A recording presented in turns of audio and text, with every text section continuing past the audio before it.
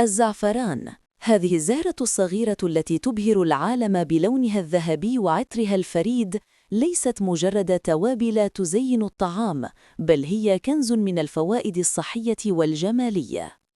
يعمل الزعفران على تحسين المزاج وتخفيف مشاعر القلق والاكتئاب بفضل مكوناته الطبيعية التي تنشط هرمونات السعادة في الدماغ.